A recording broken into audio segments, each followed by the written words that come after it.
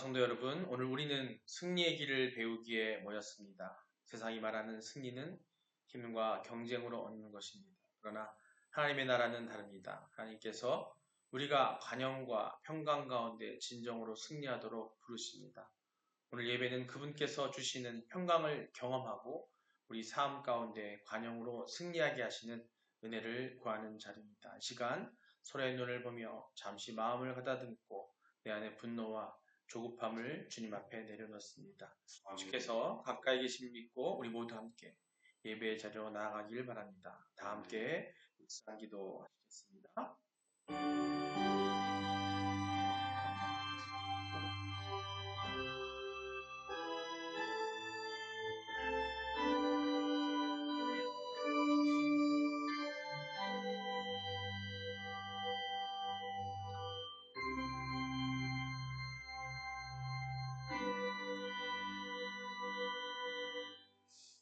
하나님은 영이시니 영과 진리로 예배할지니라. 아멘. 자비로우신 하나님, 오늘 이 귀한 예배 자리에 모인 우리에게 평강을 내려 주시옵소서. 마음속의 경쟁심과 시기심, 마음과 불평을 주님 앞에 내려놓습니다. 우리를 하여금 관용으로 반응하게 하시고 실수한 이웃과 가족을 향해 온유한 마음을 베풀게 하여 주시옵소서. 주님의 임재 가운데 우리 마음을 정결케 하시고 예배를 통해 회복과 승리의 열매가 맺히게 하여 주시옵소서. 아멘. 감사드립니다. 예수 그리스도의 이름으로 기도합니다. 아멘. 사도신경으로 신앙 고백하시겠습니다. 전능하사 천지를 만드신 하나님 아버지를 내가 믿사오며 그 외아들 우리 주 예수 그리스도를 믿사오니 이는 성령으로 잉태하사 동정녀 마리아에게 나시고 본디오 빌라도에게 고난을 받으사 십자가에 못 박혀 죽으시고 장사한 지 사흘 만에 죽은 자 가운데서 다시 살아나시며 하늘에 오르사 전능하신 하나님 우편에 앉아 계시다가 저리로서 산자와 죽은 자를 심판하러 오시리라. 성령을 믿사오며 거룩한 공예와 성도가 서로 교통하는 것과 죄를 사하여 주시는 것과 몸이 다시 사는 것과 영원히 사는 것을 믿사옵나이다. 아멘. 말씀 하나님 우리에게 주신 말씀 빌립보서 4장 4절로 7절 한 목소리로 봉독하시겠습니다. 시작. 주 안에서 항상 기뻐하라. 내가 다시 말하노니 기뻐하라. 너희 관용을 모든 사람에게 알게 하라. 주께서 가까우시니라. 아무것도 염려하지 말고 다만 모든 일에 기도와 간구로 너희 구할 것을 감사함으로 함께 아뢰라. 그리하면 모든 지각에 뛰어난 하나님의 평강이 그리스도 예수 안에서 너희 마음과 생각을 지키시리라. 아멘. 2025년표 함께 읽겠습니다. 회개로 시작하는 세상, 성장과 치유의 여정. 그러므로 누구든지 그리스도 안에 있으면 새로운 피조물이라. 옛것은 지나갔으니 보라 새 것이 되었도다. 내가 그 길을 보았노라. 그를 고치리니 그에게 평안을 줄 것이며 그에게서 멀어진 자에게도 자유를 줄 것이다. 아멘. 믿음의 선언입니다. 나는 하나님이 세상을 창조하셨음을 믿습니다. 나는 하나님이 절대적 주권자임을 믿습니다. 나는 예수님이 우리의 구원자임을 믿습니다. 나는 이 땅에 성령의 인도하심으로 천국 삶을 살 것을 믿습니다. 나는 이 믿음의 고백이 영원한 생명을 약속받은 것임을 믿습니다. 아멘. 할렐루야. 예, 하나님께서 우리를 위해 풍성한 기쁨과 평강의 길로 인도하시길 감사하시기 바랍니다. 우리 서로 인사 나누시겠습니다. 하나님은 당신을 사랑하십니다. 예수님이 당신과 함께 계십니다. 성령님이 당신을 이끌어 주십니다. 그래서 그리스도 예수 안에 있는 당신의 삶은 평강이 있습니다. 아멘. 예, 여러분의 우리 성도분들의 그 그리스도 안에 사 있는 삶이 여러분의 평강, 우리의 평강, 세상의 평강이 아니라 하나님께서 우리에게 주시는 평강이 있을 줄 믿습니다. 네, 오늘 제목 한번 볼까요? 제목 함께 읽겠습니다. 시작. 관용과 평강으로 승리하는 삶. 예, 오늘 조금 길게 얘기할 텐데, 예, 1987년도일 거예요. 예, 우리 아시안 게임이 지난 80년도에 한 가정의 큰 가족이죠. 가족의 장남이 하나님을 섬기기로 결정을 합니다. 조상을 믿고 하나님을 믿는 그런 영이었는데 장손이에요. 장손. 집안은 아버지들이 구남매야. 구남매. 아들 7에 딸 2. 아마 우리 연세 많으신 분들은 아시겠지만 과거에 많이 났잖아요. 그죠? 지금이야 둘 셋이지만 그때는 구남매였어요. 구남매. 근데 그 집에 첫째 아들 장손, 그 구남매의 첫째 아들의 장손이 조상신을 믿고 하던 그런 아주 충청도에 아주 유명한, 아주 그냥 내노라면 알아주는 그런 집안의 장손이 하나님을 만나요. 그러고 나서 얼마 뒤에 그해 추석이 다가옵니다. 추석이 다가왔는데 추석 때에 이제 그 큰 집에 다 모였잖아요. 다 모일 거 아니에요. 시골로 그 구남매가 얼마나 많겠어. 얼마나 많겠어. 그 집안이 모이면요. 결혼식을 한번 하면 가족들만 200명이 엄청난 대가족인 거예요. 그때 당시에. 그죠? 근데 그 가족들이 모이면은 아이들은 그 집도 커. 그래가지고 옆방에서 쫙 자고 가족들이 부모들이 모여서 제사를 지내죠. 제사를. 그죠? 제사를 지내고 나서 딱 끝나고 나면은 갑자기 큰 소리가 나기 시작합니다. 그 할아버님이 돌아가신 거예요. 돌아가신 지 오래됐기 때문에 딸이 오라고 하나. 그러니까 그것 때문에 그 구남매가 지지고 볶는 거예요. 막 큰 소리가 나오는 거예요. 이 땅을 어떻게 했느니, 큰형님이 뭘 다 가져갔느니, 뭐 했느니, 왜 나한테는 없느니, 이런 얘기를 하면서, 그 가운데서, 큰형님이 좀 갖다 썼어. 어떻게 하다 보니까, 살다 보니까 힘들어서 그 땅을 갖다가 팔아갖다 채워버려 써버렸어. 얼마나 속상했어요. 네. 그러니까 막 싸우고 난리도 아니에요. 큰 소리가 나죠. 애들은 건너방에서 쭈루루 있으면서 그 소리를 듣고 얘기를 하고 있지만은 어른들은 계속 그 가운데 그들 마음속에는 자꾸 완악함이 생기고 심지어 큰 소리가 오고 고성이 오가는 일이 그 추석 명절에 있었던 일. 근데 그 집안이 하나님의 오늘 제목이죠. 관용과 평강으로 승리하는 삶. 그 장손이 하나님을 만나서 관용을 알아요. 장손이니까 모든 권한이 있고 많은 거 이끌어 가잖아요. 그렇죠?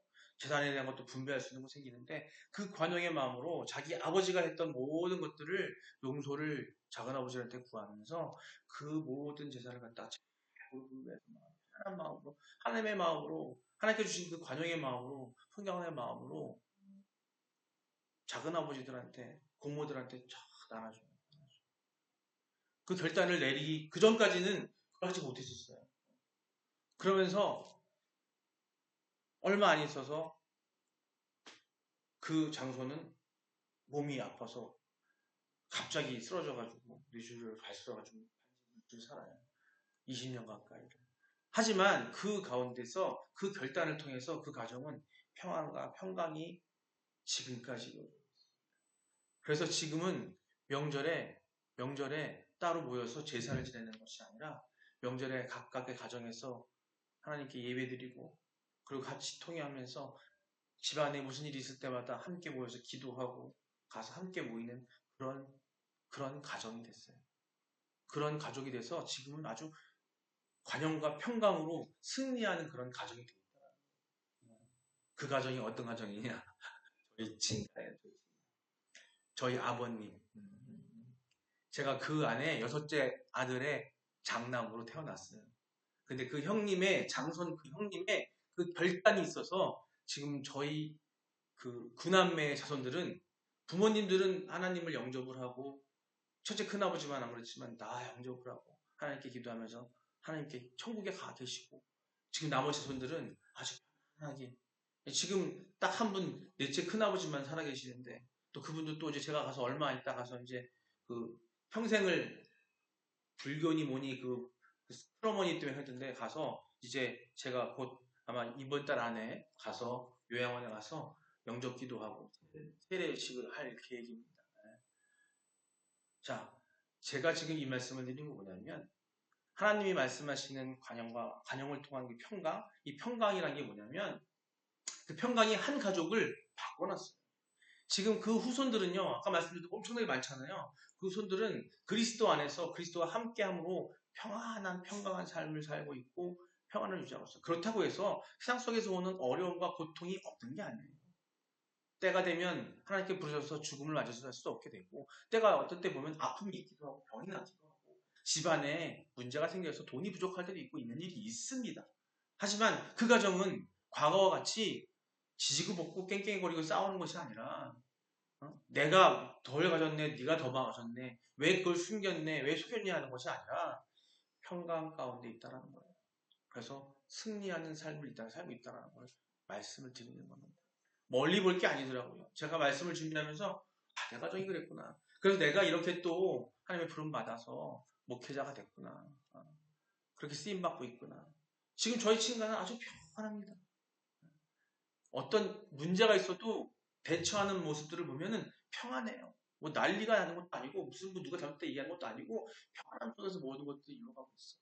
그래서 그쪽에서는 제 일이 별로 없어요. 그냥 기도해달라고 하면 기도해주게 되고 하는 되는데 바로 그게 제가 오늘 말씀을 드리고 우리가 평강의 달이라고 하는데 이 평강이란 것이 과연 무엇인가? 사전적으로 국어사전에 찾아보게 되면 평강은 이렇게 나옵니다. 평온하고 온유하고 아무 어려움이 없고 아주 행복한 그런 평안할 평자에다가 평안할 강자예요. 평강이 이 편안함이 유지된다고 하는데 이 편안함은 세상에서의 평안함이 아니라 여기서 말하는 이 평강은 하나님께서 우리에게 주시는 평강을 이야기하는 겁니다. 오늘 이 시간 예배를 통해서 하나님께서 우리에게 어떤 평강을 이야기하시는지 여러분 깨달으시기 바랍니다. 그 깨달은 가운데 그 평강을 여러분들께서 유지하시게 된다면 여러분의 삶에서 이 세상에서 예수님 오실 그날까지 승리하는 삶이 되실 줄 믿습니다. 오늘 말씀 관용과 평강으로 승리하는 삶. 오늘 포인트는 그거예요.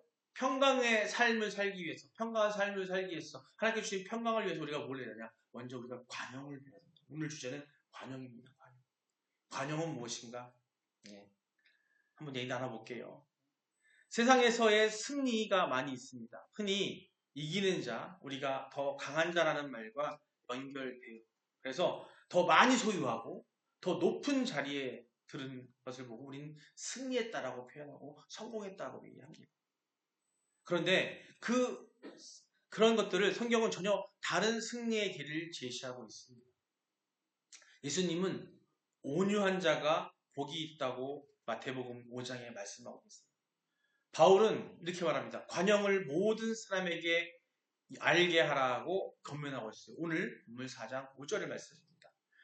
우리는 오늘 관용과 평강으로 어떻게 실제 삶에서 승리하는지 그 길을 함께 묵상하려고 합니다. 관용이란 약함이 아닙니다. 우리가 보통 관용 그러면은 내가 약해서 지고 넘어가는 거, 지고 들어가는 거라고 생각할 텐데 그게 아니라는 거죠. 하나님을 신뢰하는 강한 선택이라는 거예요. 오늘 이 말씀이 우리의 가정과 또 직장과 교회에서도 작동하여서 진정한 승리로 인도되기를 소망합니다. 여러분. 아멘. 빌립보서는 바울이 로마에서 옥중에 있을 때 쓴 편지라고 지난 시간에 말씀을 드렸을 거예요. 빌립보 교회는 그리스의 식민 도시 중에 하나였는데 그 속에서 여러 가지 도전을 겪었고 내부적으로도 마음이 흔들릴 요소가 많이 있는 그런 곳이었어요. 바울은 그 빌립보서 사람들에게 그들에게 기쁨과 평강을 강조하며 실천적으로 뭘 하냐?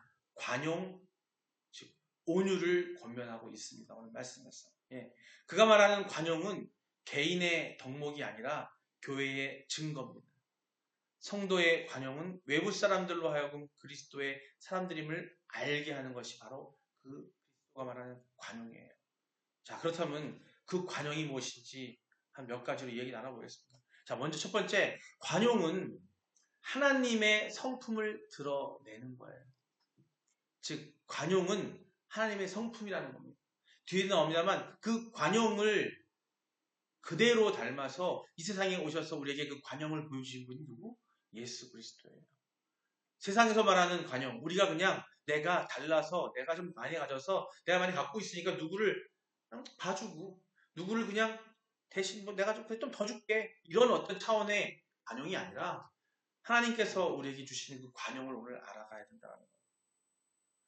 빌립보서 4장 5절 오늘 본문에서는 바울이 말하는 관용, 온유, 부드러움, 자비를 이야기합니다.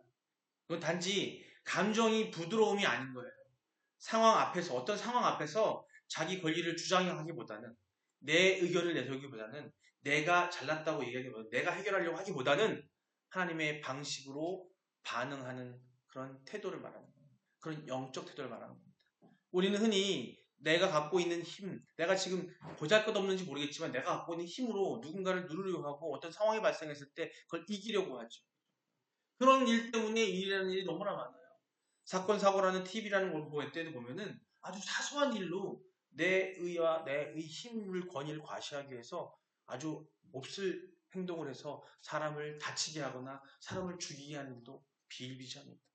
그럴 때에 바로 우리는 관용이 필요한데 단순히 내가 강해서 누구를 용서하고 누구를 봐주고 누구를 돌봐주는 것이 아니라 하나님의 관용으로 의지하고 맡기는 그런 시간으로 그런 상황이 되어야 된다는 얘기를 하는 겁니다. 관련된 말씀을 보면서 이야기를 나눠보겠습니다. 먼저 시편 103편 8절 말씀인데요. 여기선 하나님의 그 관용의 모습 중에서 이런 것들이 바로 관용이라는 걸 보여줍니다. 첫 번째가 바로 하나님께서 우리에게 가지고 계시는 긍휼한 마음인데요. 시편 103편 8절입니다. 함께 읽겠습니다. 여호와는 긍휼이 많으시고 은혜로우시며 노하기를 더디하시고 인자하심이 풍부하시도다. 아멘. 예. 이 구절은요, 다윗이 하나님의 성품을 찬양하며 고백한 시의 일부예요. 여기서 네 가지 표현이 등장하고 있습니다. 자, 첫 번째, 긍휼이 많으시고, 두 번째, 은혜로우시며, 노하기를 더디하시고, 인자심이 풍부하시도다라는 네 가지가 있어요. 이게 무엇이냐? 긍휼이 많으시다. 긍휼이 많으시다는 얘기는 바로 우리가 어디 어머니들 많이 계시지만 어머니가 자식을 불쌍히 여기는 것처럼 즉 하나님이 자기 백성을 불쌍히 여기신다는 뜻이에요. 그게 바로 긍휼입니다. 어머니가 자식을 불쌍히 여기고 아끼고 하는 그 마음을 하고 긍휼이 많으시고 긍휼한 마음이라고 하는 거예요. 다음에 은혜로우시며 자, 은혜로 뭐냐면 받을 자격이 없는 자에게 자, 은혜는요. 우리는 보통 보면 나는 자격이 있어. 나 이만큼 했으니까 난 줘야 돼. 하나님, 저 이만큼 했잖아요. 제가 찬양했잖아요. 제가 맨날 안내했잖아요. 내가 헌금 이만큼 했는데 저에게 주세요 하시는 주내 하나님이 주신 그 은혜가 아니라 받을 자격이 없고 내가 약하고 긍휼한 자임에도 불구하고 하나님께서 그런 사람에게 호의를 베푸시는 것을 보고 바로 그 하나님의 은혜라고 얘기하는 겁니다. 그게 바로 하나님의 자비를 이야기하는 게 바로 여기서 말하는 은혜를 얘기하는 거예요. 다음 노하기를 더디하시고 라고 되어 있어요. 이거는 뭐냐면 분노가 느리다라고 해석을 할 수 있는데 바로 의미로 하나님이 바로 어떤 사람이 죄를 짓고 잘못을 저질렀어. 하지만 즉시 심판하지 않으시고 오래 참고 기다려주신다는 거예요. 이게 바로 노하기를 더디한다는 겁니다. 궁극에 가서는 하나님께서는 용서하세요. 왜? 회개하면 용서하세요. 그렇죠? 기다려주시는 마음이라는 거죠. 마지막에 인자하심이 풍부하시도다. 예, 인자하심이 풍부하시다. 언약적 사랑이 넘치는 분이라는 의미예요. 즉 하나님께서는 너무 인자하셔서 약속하신 것들은 반드시 이루어 주시고 그 사람이 어떠하든 뭐하든 간에 하나님께서 하신 약속은 반드시 지켜주신다는 그 인자하심을 얘기하는 겁니다. 네, 이 말씀, 8절의 말씀은요, 하나님의 관용의 본질을, 아주 그 기본을 드러내 보여주고 있어요. 하나님은 죄를 즉시 심판하실 수 있는 공의의 하나님이시지만, 우리가 죄를 지었을 때 하나님께서는 바로 심판하셔서 우리를 심판할 수 있는 분이세요. 하지만 그분의 긍휼하심과 인자하심으로 인해서 노를 더디내시며 어떻게 하신다? 우리를 기다려주신다. 그분의 관용은 단순히 참는 게 아니라 회복과 용서를 향한 기다림이에요. 회개와 용서를 구하는 그 마음을 향한 그 우리들에게 그것을 기다려주시는 하나님이시라는 거예요. 언제까지? 우리가 회개하고 용서받기를 기도해야 되는 거지. 끊임없이. 여기서 말하는 기다려준다고 하지만 우리 인간이 돈 좀 빌려주고서는 내가 기다려줄게. 언제 주나 보자. 어? 한 대 때리고서는 맞은 사람이 그래 네가 나한테 와서 언제 여기 한 사과 하나 보자. 이거 기다림이 아니라 그 단순한 기다림이 아니라 끝까지 기다려주신다는 거예요. 하나님의 관용은 그분의 긍휼과 인자하심에서 비롯된 사랑의 인내라는 겁니다. 예, 다음 말씀 한번 더 볼까요? 마태복음 11장 29절입니다. 이것은 뭐냐면 예수님이 고백하시는 거예요. 나는 마음이 온유하고 좁은. 즉 여기 이 말씀은요. 예수님이 성경 중에서 당신을 표현하는 것 중에 하나인데 유일한 곳입니다. 11장 29절 함께 보시겠습니다. 함께 읽겠습니다. 나는 마음이 온유하고 겸손하니 나의 멍에를 메고 내게 배우라. 그리하면 너희 마음이 쉼을 얻으리니. 아멘. 예, 예수님께서 자신을 설명하신 유일한 말씀이에요. 아까 말씀드렸던 것처럼 여기서 말하는 온유하고 겸손한이라고 나옵니다. 두 가지 나오는데요. 온유는 힘이 없다는 뜻이 아니에요. 온유하고 좀 뭐 조용하고 착하고 아주 그냥 영어로 샤이하고 부드럽고 남한테 뭐 해코지 이게 아니라 절대된 힘과 자기 통제의 온전함을 의미하는 거예요. 온유는요 절대 약한 게 아닙니다. 누가 보면은 어떤 사람 착하고 온유해서 그 사람 천상 착해 그러면 그 사람 보고 업수이 여기잖아요. 근데 여기서 말하는 그 온유는 그게 아니에요. 내가 힘이 있음에도 내가 강하게 누군가를 이길 수 있음에도 내가 힘을 과시할 수 있음에도 절제된 힘을 가지고 자기를 통제할 수 있는 것을 말하는 거예요. 그 온유를 이야기하고 있습니다. 그 다음 겸손이에요. 겸손. 자기 자신을 낮추고 하나님 앞에서 진리를 인정하는 태도입니다. 즉 겸손은요. 세상 사람들 가운데 내가 잘났어, 네가 잘났어 하는 게 아니라 내가 부족해요. 아니 내가 부족하죠. 이걸 얘기하는 게 아니라 세상 사람들 상대로 대하여 내가 겸손함을 이야기하는 게 아니라 하나님 앞에서 내가 자기 자신을 낮추는 거예요. 네. 근데 보면요 겸손하지 않은 사람들 보면요 성질내고 노하기를 더디하는 게 아니라 막 성을 급히하는 사람들 보잖아요. 자 하나님이 자기 위에 있어. 하나님이 자기 아래에 있어요. 하나님을 생각 안 하는 거예요. 하나님 앞에서 진리를 인정하지 않는 사람들이 대부분 그렇게 행동을 합니다. 예수님은 세상의 억압적 멍해, 즉 율법과 종교적 부담 이런 세상의 멍해들을 갖다가 아닌 관용의 멍해, 즉 용납과 사랑의 멍해를 지라고 강조하고 있습니다. 나는 마음이 온유하고 겸손하니 나의 멍에를 메고 내게 배우라. 여기서 말하는 멍에는 세상의 멍에가 아니라 이 온유와 겸손의 이 멍에예요. 이 멍에를 메고 내게 배우라. 그러면 너희 마음이 쉼을 얻으리라. 온유와 겸손을 얻으면 이 쉼을 얻음으로써 우리에게 평강이 오고 그것이 바로 관용이라는 걸 얘기하고 있는 겁니다. 예수님의 이 온유와 겸손은 하나님의 관용이 인간 안에 나타낸 모습이에요. 즉 예수님의 온유와 겸손은 하나님이 아까 우리가 하나님의 관용에 대해서 긍휼히 여러 가지 얘기했잖아요. 그것이 이 땅에 오신 인간의 몸으로 오신 예수님을 통해서 우리에게 보여주시는 그런 모습이라는 거예요. 예수님은 죄인을 정죄하지 않으시고 회개할 시간을 주십니다. 그 대표적인 얘기가 뭐예요?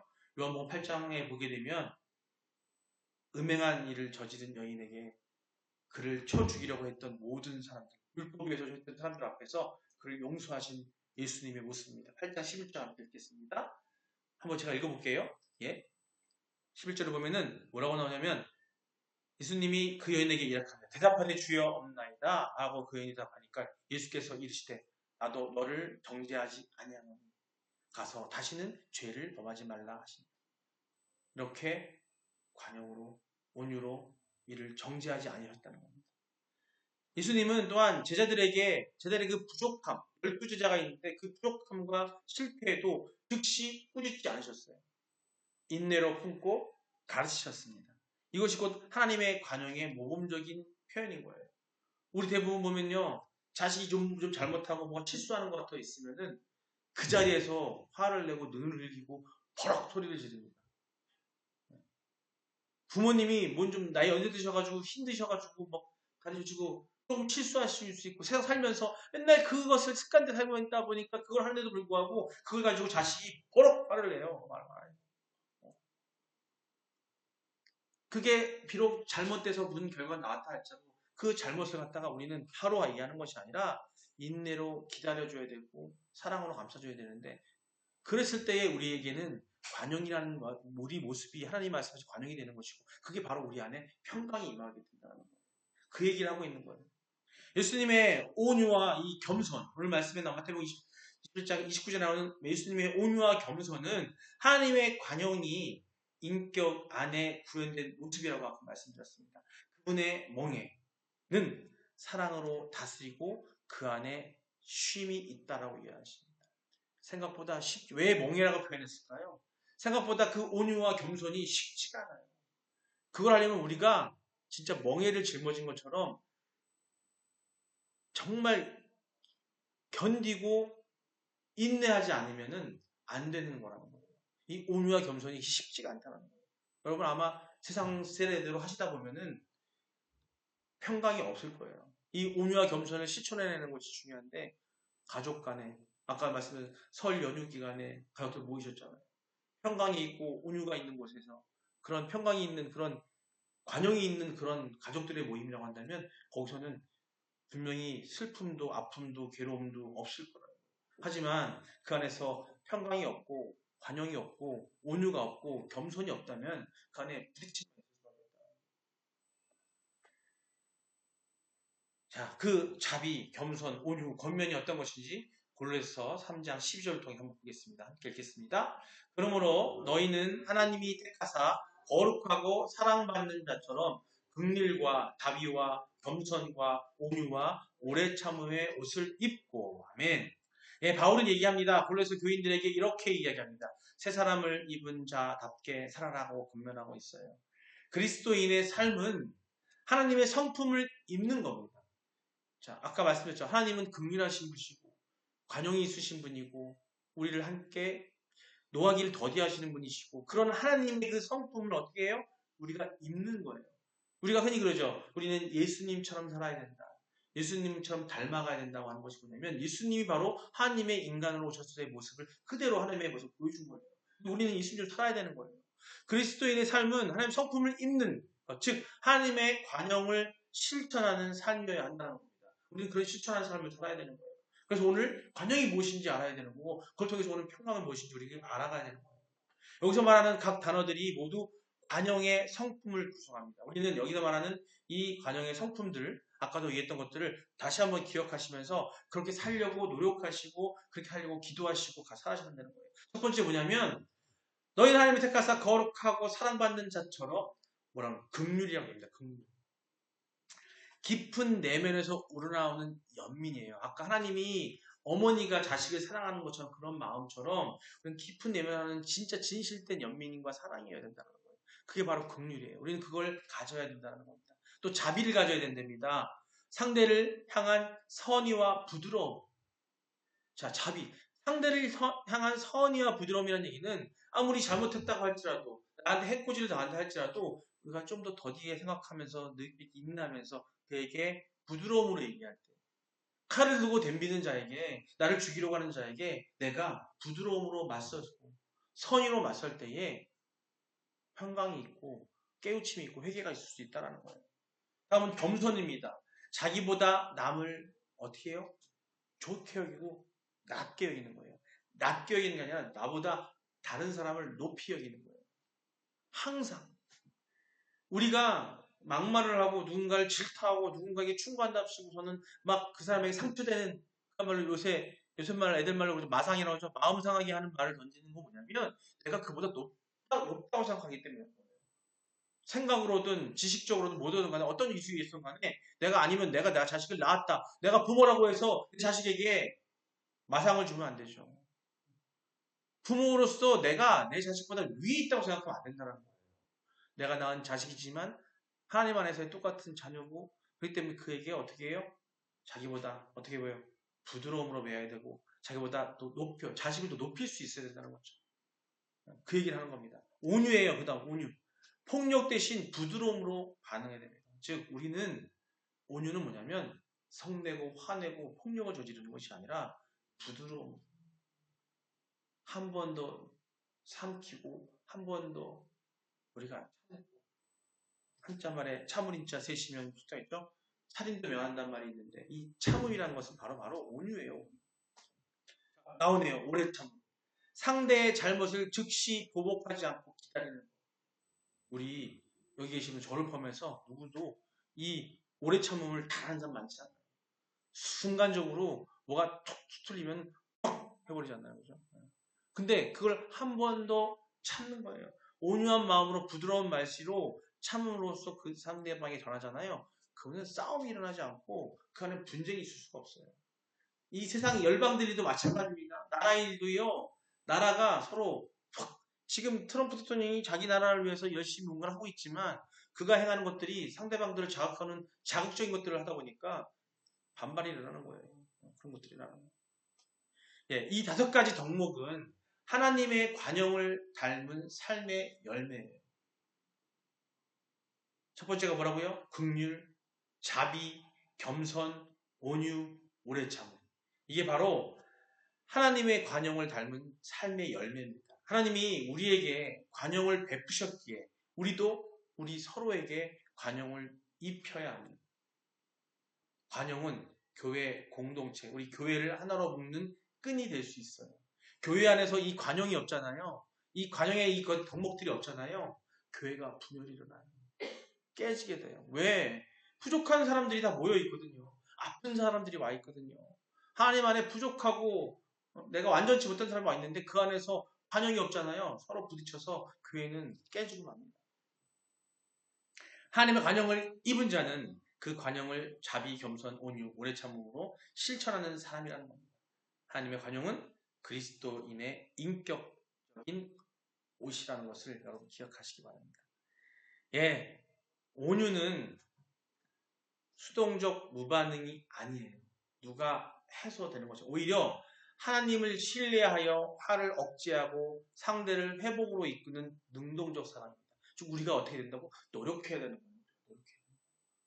내가 그렇지 않다면 내가 그러려고 애써야 되는 거예요.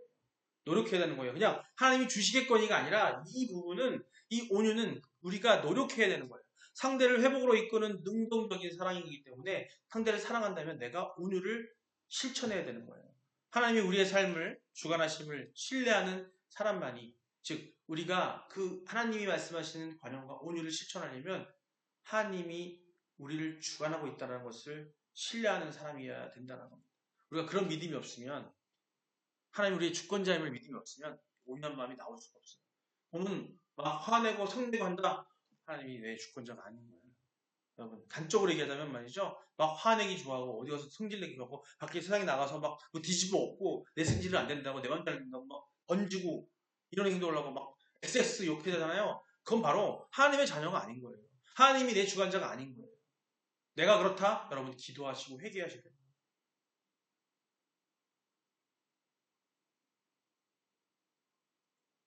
자, 두 번째 관용은 주께서 가까우시다는 확신의 증거라고 합니다.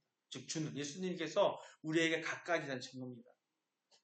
본문을 보면은 빌립보서 4장 5절에 끝부분에 주께서 가까우시니라라고 말하고 있어요. 온유의 근거를 제공하고 있습니다. 우리가 관용을 실천할 때 그것은 단순한 인간의 도덕이 아니라 주께서 가까우시니라는 어떤 신앙의 고백을 기초로 하고 있어요. 즉 주님이 우리와 함께 하시고 도우실 것을 믿기 때문에 우리는 타인을 용서할 수가 있고 관용이 있고 온유가 있을 수 있는 거예요. 주님이 우리와 함께 하실 것이고 주님이 오실 거라는 믿음이 없다면 우리는 그런 마음이 안 생깁니다. 우리는 죽음 앞에서 나약해지고 죽음 앞에서 다른 사람들에게 굴복하게 되고 죽음 앞에서 우리는 사람들에게 해를 가하는 경우도 많이 있습니다. 하지만 주님께서 우리에게 오실 것이고 우리는 영원한 생명을 얻을 것이라는 그 믿음이 있다면 우리는 어느 곳에 가든지 관용과 온유를 보여줄 수가 있는 마음이 생길 수 있다. 그 믿음이 바로 관용의 증거라는 겁니다. 요한복음 14장 27절입니다. 함께 읽겠습니다. 평안을 너희에게 끼치노니 곧 나의 평안을 너희에게 주노라. 내가 너희에게 주는 것은 세상이 주는 것과 같이 아니하리라. 너희는 마음에 근심하지도 말고 두려워하지도 말라. 아멘. 예, 이 말씀은 예수님께서 십자가를 앞두시고 십자가 앞에 못 박히고 앞두시고 그 앞에 주시고 제자들에게 하신 유언적 약속이에요.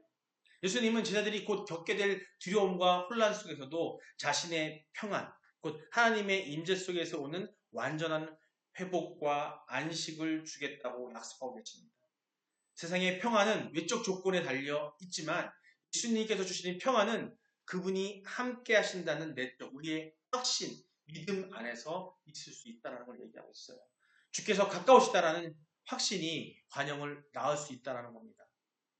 관용은 억울함 속에서도 보복하지 않고 불안 속에서도 마음을 부드럽게 유지하는 그런 태도를 말할 수 있습니다. 예수님의 평안을 주노라라는 말씀은 곧 내가 너희와 함께 한다라는 말씀인 겁니다. 이 말씀을 여러분 믿으시기 바랍니다. 예수님의 평강을 소유한 사람은 세상적 두려움과 또 분노에 휘둘리지 않아요. 관용한 마음으로 반응할 수 있다는 거죠. 예수님이 함께 한다는 걸 믿고 있다면 여러분 아까 말씀드렸지만 예수님이 함께 하는 걸 믿고 있다면 여러분 화내지 않으세요. 어떤 나에게 필치를 가하고 어떤 사람이 나를 해야 한다 할지라도 내 가족 가운데 연결에 모이는데 두 분 다 와가지고 야 너 저번에 내가 준 돈을 왜 안 줘? 하고 화내고 승질 낸다 할지라도 거꾸로 그 돈을 안 주는 내 형제가 돈을 안 준다 할지라도 아니면 형제가 뭔가를 혼자 홀라당 해먹었다 할지라도 그때 그 마음에 그것에 휘둘리지 않는다는 얘기예요. 그때 온유한 마음으로 평강을 유지할 수 있다는 겁니다. 예수의 평강은 주께서 가까우시다라는 내적 확신의 열매라는 걸 여러분 기억하시기 바랍니다. 요한복음 16장 33절입니다.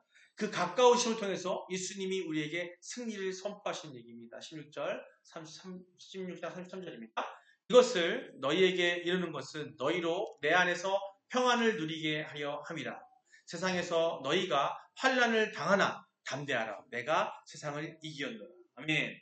예, 우리가 자주 보고 지난주에도 봤던 말씀이에요. 예수님은 제자들이 곧 겪게 될 환난과 핍박을 예고하셨다고 말씀드렸죠. 그러나 동시에 내 안에서 평안을 누리라고 명하고 계십니다. 평안을 누릴 거라고 명한 거예요. 그렇게 하라. 너희들이 그렇게 노력하지 않으면 안 되는 거예요. 명한 거예요. 그렇게 하라는 얘기입니다. 오늘 평안을 누리려고 노력하라는 거예요. 여기서 내 안에서라는 것은 표현은 단순히 격려가 아닙니다. 그리스도와 영적 연합을 위한 우리 항상 예수 그리스도와 함께 동행해야 된다는 거예요. 세상이 줄 수 없는 참된 평화는 예수님의 승리, 예수의 승리로 십자가의 부활을 통해서 우리에게 이미 임재했고 우리에게 약속된 겁니다. 그걸 여러분 믿으시기 바랍니다. 관용은 패배 태도가 아닙니다. 내가 지는 게 아니라는 거예요. 그리스도의 승리를 믿는 자의 여유입니다. 그리스도가 승리한다는 걸 믿는 사람들은요. 여유가 있기 때문에 어떤 상황에서도 화내지 않고 성내지 않아요. 주께서 가까우시다는 말에 확신이 없다면 사람은 억울할 때 분노하고 공복당하면서 반격합니다. 그러나 예수께서 이미 세상에 이기셨다는 믿음이 있는 자는 세상의 부당함에도 불구하고 담대하면서도 온유하게 반응할 수 있을 겁니다. 시편 46편 7절입니다. 하나님은 우리의 피난처라는 얘기가 나오는데요. 한번 읽어보겠습니다. 시작. 만군의 여호와께서 우리와 함께 하시니 야곱의 하나님은 우리의 피난처시로다. 셀라. 예, 아멘. 예, 시편 46편은 하나님은 우리의 피난처시요 힘이시니 환난 중에 만날 큰 도움이시라라고 1절부터 시작합니다. 46편에. 이 시는 전쟁과 혼란의 가운데서도 드려진 믿음의 노래였어요. 만군의 여호와는 전능하신 하나님을 우리와 함께 하신다는 표현에 임마누엘, 함께 하신다는 임마누엘의 신앙을 보여주고 있습니다. 여기서 말하는 피난처는 높은 성루, 안전한 보호처를 이야기하고 있어요. 즉 세상이 흔들려도 하나님의 임재 안에서 안정된 평강을 누릴 수 있다는 뜻입니다. 하나님이 우리와 함께 하신다는 확신이 있을 때 사람은 세상의 위협이나 불의 앞에서도 두려움 없이 관용할 수 있다는 겁니다. 관용은 자기 통제가 아니라 하나님의 임재에 대한 신뢰에서 오는 거예요. 내적 평정이라는 겁니다. 야곱의 하나님이 우리의 피난처시라면 우리는 세상과 싸우지 않고 하나님 안에서 쉼을 선택할 수 있습니다. 관용은 하나님이 우리와 함께 하신다는 임마누엘의 확신에서 자라난다고 말씀드렸습니다. 피난처 되시는 하나님을 신뢰하는 사람은 공격 대신 온유를, 복수 대신 평화를 택한다는 거예요. 여러분, 삶 가운데서 내가 누구를 복수하고 싶다, 누구를 공격하고 싶다, 그런 마음이 들었다면 여러분 지금 하나님과 함께하고 있느냐? 삼위일체 하나님과 함께하고 계신 게 아니라는 걸 생각하시고 그 증거라고 생각하시고 그 일을 행하기 전에 행한 후에라도 회개하고 기도를 통해서 내가 그렇게 되길 간구하셔야 돼요. 우리는 인간이 나약하고 죄가 많기 때문에 그것을 이겨낼 수 없는 실수를 할 수 있어요. 하지만 하나님 그 은혜로 죄 많은 우리를 은혜로 우리가 기다리고 계신다는 거예요. 그것이 바로 관용과 평강을 승리하는 삶이 될 수 있다는 걸 기억하시기 바랍니다. 예.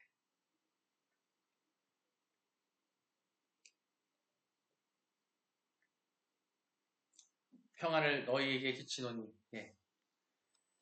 우리가 그런 것들을 하고 나서 우리가 너무나 힘들고 어려운 일을 당하고 나서 우리가 죄를 짓고 나서 아버지 내가 어떻게 해야 합니까? 라고 할 때에 우리에게 필요한 게 바로 뭐냐면 기도예요. 기도. 그게 바로 기도가 바로 그 도구입니다. 다른 도구가 아니라 우리가 흔히 생각하는 기도는 하나님 이거 해주세요. 제가 지금 돈이 없어요. 하나님 내일 우리가 다음 주에 내가 뭘 사야 되는데 그 돈 좀 마련해 주세요. 이 기도가 아니라 기도는 우리의 염려를 하나님께 가져다가 하나님께 개입하시도록 맡기는 거예요. 자, 그 염려가 내가 재정적으로 부족한 것도 있겠죠. 하지만 더 중요한 건 뭐냐면 그것은 하나님께서 알아서 해결해 주세요. 우리가 해야 되는 건 뭐냐면 우리가 마음이 평강으로 승리할 수 있어야 되는 거예요.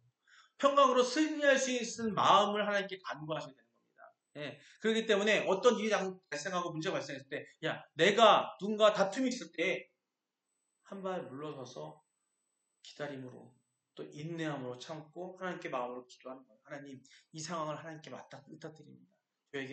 저에게 지혜를 주세요. 하나님 해결해 주세요. 그 순간 그렇게 할 수 있으셔야 된다는 거예요. 그렇게 되면 우리는 성내지 않고 화내지 않을 수 있습니다. 누군가 다투지 않을 수 있다는 거예요. 바로 그런 기도를 하시라는 겁니다.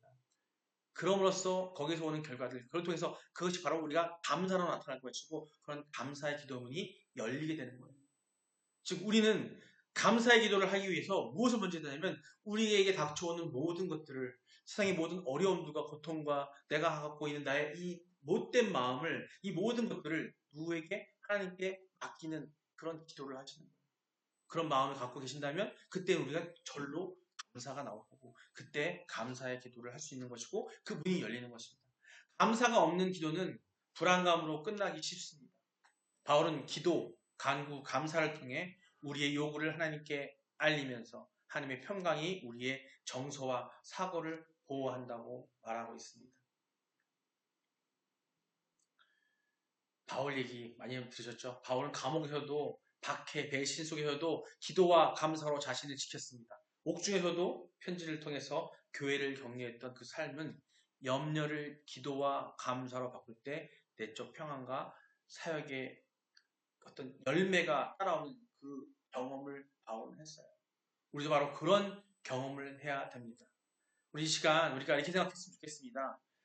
이렇게 한번 세상에 적용해 보면 좋겠어요. 우리가 한번 매일 아침 감사 3가지를 적어보는 거예요. 이런 거 많이 해보시죠? 혹시 해보시나요? 아침에 일어나서 내가 감사할 것이 무엇인지 한 3가지 적어보는 거예요. 아침도 좋고 저녁도 좋아요. 하루에 내가 감사할 것 무엇인지 한 3가지 적어보면 더 많이 적어도 좋아요. 생각보다 감사하는 말을 적기가 쉽지는 않습니다. 우리가 훈련하는 거예요. 훈련하는 거예요. 두 번째 뭐냐면 문제 상황이 생기면 즉시 상대에게 반응하지 말고 5분간 기도하는 거예요. 5분간. 나를 막 가해하고 한다 할지라도 그 순간 우리가 어떻게 해요? 주님 찾으면서 기도하는 거예요. 그리고 기도 후에 어떤 중대한 일이 있을 때 기도로 이겨내고 승리해내고 나중에는 우리 교회 공동체에 오셔가지고 중보기도팀을 통해서 같이 기도를 부탁하고 목사님한테 기도 부탁하고 함께 기도. 우리 은강사님 무슨 일 있을 때마다 기도에 같이 함께 해주세요라고 하시는 것처럼 우리는 공동체가 그게 다른 게 아니에요. 함께 기도해 주는 거란 말이에요. 어떤 중요한 일이 있을 때 다른 게 아니라 물질적인 어떤 도움이 아니라 기도로 하시게 되면 다른 걸 통해서 다 이겨낼 수 있다는 겁니다. 예, 마무리합니다. 관용, 온유는 단순 도덕적 덕목이 아닙니다. 하나님의 성품을 드러내는 삶의 방식입니다. 우리가 관용을 실천할 때 주께서 가까우시다라는 신앙 고백이 실제로 드러나면서 또 염려 대신 기도로 하나님께 맡길 때 하나님의 평강이 우리의 마음을, 우리의 생각을 지켜줄 줄 믿으시기 바랍니다. 우리가 가정과 직장에서 교회에서 갈등을 말할 때 먼저 관용을 선택하십시오. 어떤 관용이요? 하나님께 맡기는 관용입니다. 다른 관용이 아니라 내가 봐주는 게 아니라 하나님께 그 상황을 하나님께 맡기는 거예요. 그리고 관용을 미루거나 포기하는 모습이 아니라, 관용이란 것은 그래서 미루고 포기하는 것이 아니라 도망가는 게 아니라는 거예요. 어떤 갈등이 생겼을 때 그게 아니라 주님을 신뢰하는 강한 선택입니다. 뭘 선택한다고요? 주님을 선택하는 거예요. 주님을 찾는 거라는 거예요. 딴 거 아니에요. 선택이라고 했지만 주님 하고 외치는 거예요. 마음속으로. 아니면 크게 외쳐도 돼요. 주여라고 외쳐도 돼요. 오늘부터 일주일간 관용 실천 과제를 각자 세우시기 바랍니다. 한번 작정하고 한번 해보세요. 예를 들면 가족에게 먼저 사과하기, 또 직장에서 한번, 또 사업장에서 한 번 더 귀 기울여서 사람들의 얘기를 들어주기, 또 교회에서 공동체 안에서 한 사람을 위해서 매일 한번 기도해보기. 이런 예를 들어 말씀드렸지만 누군가에게 내가 관용을 베풀 수 있고 관용을 할 수 있게끔 그런 기도하는 마음으로 그런 실천 과제를 만들어 진행하시기 바랍니다. 예, 주님의 평강이 여러분의 가정과 일터와 마음에 거하시기를 축복합니다. 하나님께서 여러분에게 관용과 평강을 풍성히 부어서 모든 일에 승리하는 여러분 되시길 주님을 축원합니다. 우리 다 같이 함께 통성으로 기도할 때 이렇게 기도했으면 좋겠습니다. 예, 먼저 우리 가정과 교회에 관용과 평강이 넘치게 해달라고 기도하시고, 다툼 대신에 화해와 용서를 선택하게 해달라고 기도하시기 바랍니다. 두 번째, 직장과 사업장과 이웃관계에서 경쟁과 치이 대신 연합과 협력의 영을 보여달라고 기도하시고요. 세 번째, 마음의 염려로 고통하는 성도들에게 이 기도와 감사로 평강을 누리게 해달라고 우리 다 같이 주여 한번 부르고 기도하시겠습니다. 주여! 아버지 사랑의 하나님, 우리 안에 마음에 평강이 있으려면, 우리 삶에 평강이 있으려면 아버지 손을 주신 것처럼 하나님의 그 관용이 필요함을 깨닫습니다. 우리 가정과 교회에 관용과 평강이 넘치게 하여 주시옵소서. 다툼 대신 화해와 용서를 선택하는 주님 가까이 계심을 기억하는 하나님께 부르짖는 우리가 되게 하여 주시옵소서. 또한 직장과 이웃관계에서 세상 속에서 경쟁과 시기 대신 연합과 협력을 할 수 있는 그곳에 내가 주된 데가 되게 하시고, 내가 그 하나님이 주신 그 관용의 마음으로 그 앞에 끌어나갈 수 있는 그런 영을 부어 주시옵소서. 마음의 염려로 고통하는 우리 성도들이 기도와 감사로 평강을 누릴 수 있게 하여 주시옵소서.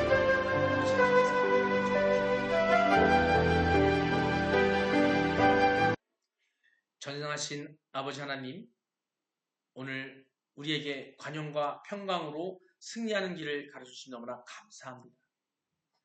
우리가 말과 행동으로 주님의 온유를 드러내게 하시고 염려되신 기도로 주께 나아가게 하여 주시옵소서. 이제 각자의 자리로 돌아갈 때 주님의 평강이 우리의 마음과 생각을 지키사 가정과 일터에서 복음의 증인이 되게 하여 주시옵소서. 주께서 그리스도의 은혜와 하나님의 사랑과 성령의 교통하심이 우리 마음에 온전히 있음으로써 그것을 믿는 우리가 평강을 찾아가는 우리가 되게 하여 주시옵소서. 감사드립니다. 예수님의 이름으로 기도드립니다. 아멘. 축도하기 전에 하나님께 우리 건강과 또 전적 생활을 위해서 올려드려 기도하겠습니다.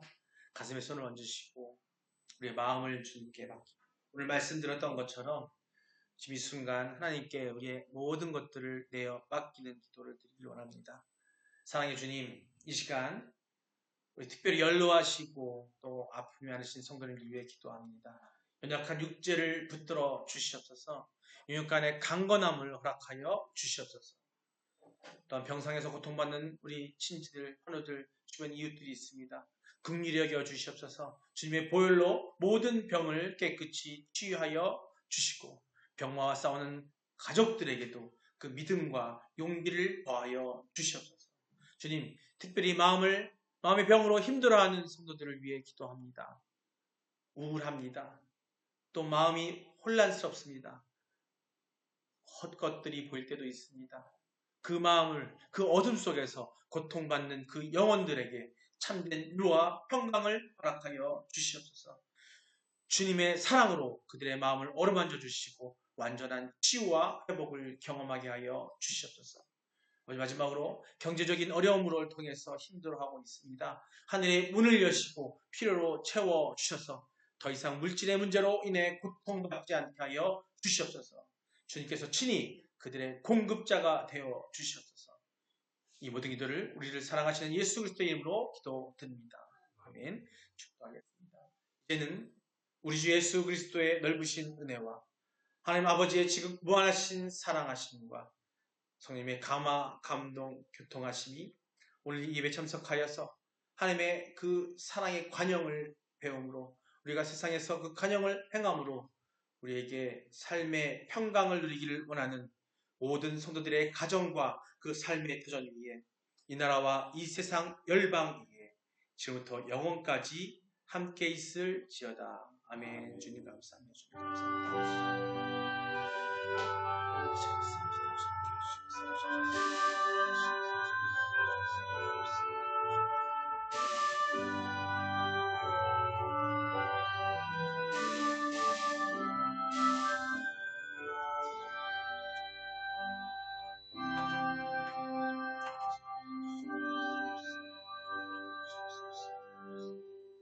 아멘. 할렐루야. 감사합니다. 승경 고맙습니다. 수고하셨습니다.